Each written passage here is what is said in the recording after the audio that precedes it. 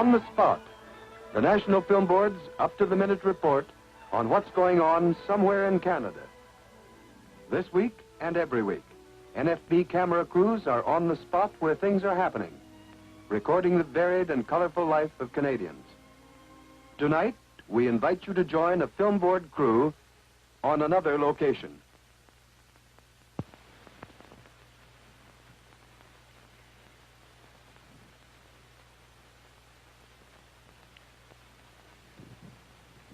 Here in a remote region of Canada, On the Spot this week visits a key base in the North American defense system. This is Squadron Leader Bill Lee for the National Film Board, speaking from an RCAF radar site. We've heard so much about radar and the amazing job it did during the last war. Now we're going to see how this development is helping to protect our country today. The threat of an air attack is of vital concern to all of us. Now, without some method of detecting and tracking enemy aircraft, our fighter planes would be severely handicapped. That, basically, is the purpose of the Canadian Radar Network. A web of radar stations, using the most up-to-date equipment available, is being woven across the nation. This unique-looking dome contains a massive antenna, or aerial, which rotates and transmits a signal over a wide area. Unknown aircraft are picked up by this signal, and their positions determined.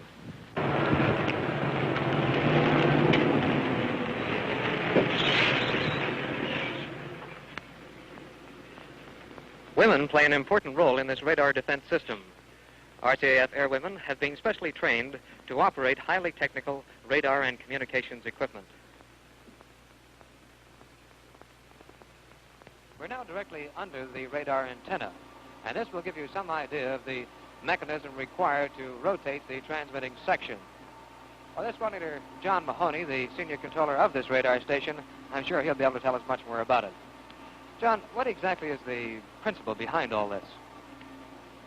Well, as the antenna rotates through a full circle, all the while transmitting a radio wave in the form of a narrow beam. When this radio wave strikes an aircraft, it is reflected back to the station so that we immediately know the bearing the aircraft is from us and the distance away. This information is displayed electronically on our radar scopes in the reporting room. Would you like to come along there and I'll show you what I mean? Fine, John, let's go. The sweep covers a wide range and locates all aircraft flying within our area of radar coverage. As I mentioned before, the radio wave strikes the aircraft, is reflected back to the station, and reproduced here on the radar scope. Oh, I see. Then the direction and position of the aircraft are recorded. Yes. The speed and the height are also determined by similar means. Our scopes can be regulated to change the picture of the beam when received. Here you'll notice the beam is moving directly across the screens. Each screen is covering a particular section of the area, and the operators report their findings. Let's listen to one of the operators and hear what she is saying. Initial plot 340 at 52. Strength 1. Charlie Able 92 is now 350 at 62. Where do the operators pass their information to? Oh, it's passed to the tote operators and the plotters in the plotting room. There it's displayed visually for the information of all concerned. All aircraft tracks are closely watched so that we can follow their entire progress. Wow, what a setup. Yes, people usually are impressed at this room. Well, John, what exactly is the purpose of the room? Well, this is the movements room, where information respecting the movement of all aircraft is displayed. On the far side, you see the tote boards, where we show the quantity, speed, and height of the aircraft. Down below, you see the plotting table. Operators working here receive the same information and proceed to place special markers on the table, necessary to the identification section. If you want to have a good look, why not go down to the floor? But that's a good idea. Far on. Roger. Order.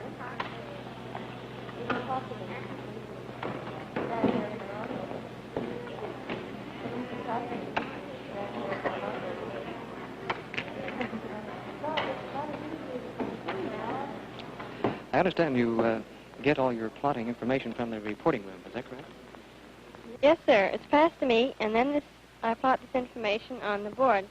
As an example, this plaque represents an aircraft, and I move it along as I plot the aircraft in the direction it is flying. Oh, I see. Well, what does this little green marker indicate? That represents the identification of the aircraft. The green indicates that it's civilian, and a blue one would indicate Baker that 1 easy is an azimuth 105, range 75. Roger, 105 at 75. Well, how do you know what type of aircraft this is? I get that information from the identification officer up there. Roger, make King Yoke 427. Okay. As identification officer, how do you go about identifying your aircraft? We use flight plan information chiefly. That's the method where aircraft are required to report the time of takeoff and the time of landing and the direction in which they'll fly. I said, well, what do you do if you can't identify the planes? We then call the aircraft unknown, and if all other methods fail, we fly our fighters against them. Uh-huh. Well, let's say the aircraft were flying out of your area. Would you notify the other radar stations concerned? Well, not me personally, but our tellers. Excuse me. Identification officer. Yeah. Go ahead. Tellers keep a close eye on the plotting board to note any aircraft that may be approaching the area of another radar station. All information pertaining to the planes is passed on to those stations. They note particularly the movement of unknown aircraft. Although the operators here receive intensive training in the many phases of radar work, they still take advanced classroom instruction to improve their knowledge in this technical field. Meet me in the canteen after the lecture. From various parts of your building. Now to get into the deeper part of your beam leaves the antenna at a rate of 186,000 miles per second, or 300 million meters per second. From there you can obtain your formula. Your 300 million meters is your constant factor. Your 300 million meters over your frequency. Hi, do you mind if I sit down? Well, now, this is a very interesting place you've had here. We spent a lot of time around the radar operations building, but we have been wondering how you spend your off-duty hours. Well, as far as sports go, we have indoor sports, basketball, volleyball, badminton, and outdoor we have skiing, skating, and the lake right here for swimming. Good swimming? Very good swimming. Dancing is very important to a girl. Do you have any dances? Yes, we have a lot of dances here. We have dances on the station, and when there aren't any, we go off the station to the surrounding communities. As far as movies go, we have our own station theater. Station theater? Where about you from? I'm from Ottawa. Ottawa? And you? I'm from Alberta. Oh, long, long way away. How often do you get home? Well, I get home once a year on my annual leave. I usually fly home. Oh, with the RCAF? Oh, yes, usually in a North Star. At a North Star. Well, how long have you been here? Oh, I've been here about a year and 3 months. And do you find the work interesting? And do you have a variety of jobs to do? Yes, I find the work very interesting, and we have plotting. Attention, attention. And, This is an alert. All airwomen on standby, report to operations. Out. that means us. I'm coming.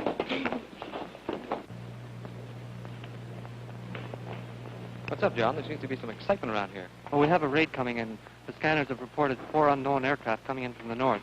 There they are on the table. Stick around and you'll see some action.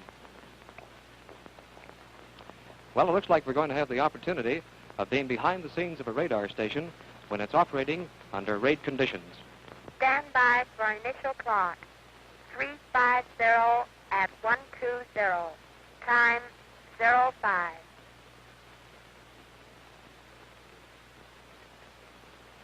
Strength 4. This is the identification officer speaking. Call that plot Yoke Baker 52 Able. This is unknown. Report carefully.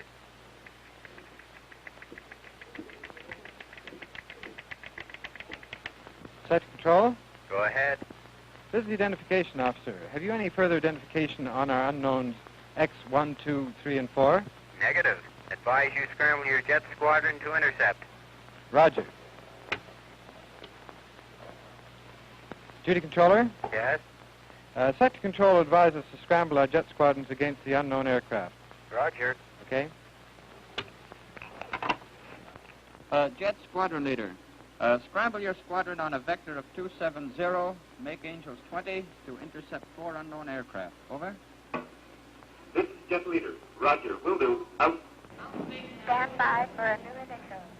240 at 60. Time 10.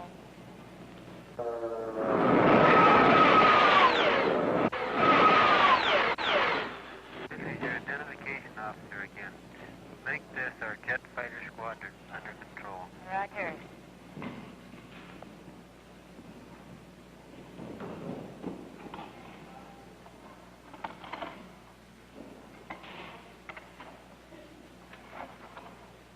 Hello, jet leader. This is control. How do you read me? Over.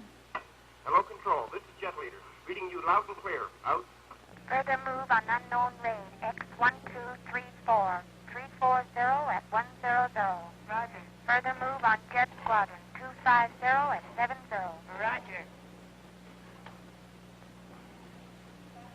Hello, control. This is jet leader. Have you any further information on the unknown? Over. Hello, jet leader. This is control. Unknown now at 12 o'clock, 60 miles, crossing you port to starboard at 20,000 feet, strength 4. Jet leader. Roger. Unknown range now at 330 at 80. Roger. Jet squadron at 265 at 80. Roger. Hello, jet leader. This is control. Unknown aircraft now crossing you port to starboard, 1 o'clock, 20 miles. Over. Jet leader. Roger. Out. Unknown tracking at height 25,000 feet. Hello, jet leader. This is control. Unknown aircraft now at 25,000. Make Angels 26. Over.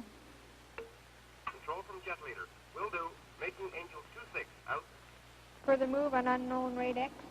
1234. 330 at 80. Further move on jet squadron. 260 at 80.